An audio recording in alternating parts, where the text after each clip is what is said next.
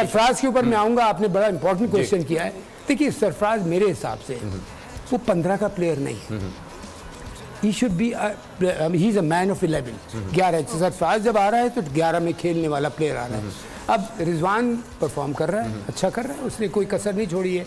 सरफराज जिस तरह गया टीम से बहुत अफसोस हुआ है, लेकिन मैं अगर सरफराज की जगह हूँ तो मैं एक अपने आप को ऐसा प्रिपेयर रखूँ, अपने आप को मेंटली और फिजिकली। देखिए पीएसएल में भी उसकी बॉडी लैंग्वेज बहुत गिरी हुई थी, बिल्कुल ऐसे था, मैचेस भी नहीं जीत पाए उसको। देखिए ऐसे वक्त में आदमी एक चैलेंज देता है अपनी तरफ से क्रिकेट बोर्ड को कि मैं तैयार हूँ यहाँ से भी और फिजिकली भी, परफॉर्मेंस वाइज।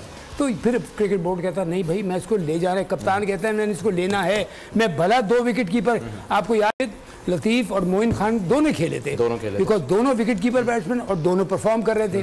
तो मोइन से आई थिंक इन्होंने सिर्फ बैटिंग करवाई थी, राशिद को बैटिंग विकेट कीपिंग दोनों कर। राशिद लतीफ़ कैप्टन था, राशिद लतीफ़ ने लड़के मोइन खान को खिलवाया था। उससे ये पूछा गया जब एक विकेट कीपर है क्यों खिला रहे, उसने कहा वो जो साइड मैच है उसमें मोइन ने 100 किए थे, I want Moeen to bat, यानी अपने कंपेटिटर को खुद खिलाया कि नहीं ये खेलेगा। और आगे जाके राशिद भाई को रिप्लेस भी मोइन भाई नहीं किया था एज अ विकेट कीपर, वो ठीक है। लेकिन देखिए चांस दिया, डिजर्विंग था उसने। राशिद को कॉम्प्लीमेंट करूंगा यहाँ के, उसने देखते हुए कि मेरा कंपटीशन है, उसने कहा आओ भाई मुझे टीम के लिए चाहिए। और यहाँ इनसिक्योरिटीज है कप्तान के पास, ऐसा ही है। अच्छा सर, मैं सब्सक्राइब करें और बेल दबाएं ताकि कोई खबर रह न जाए।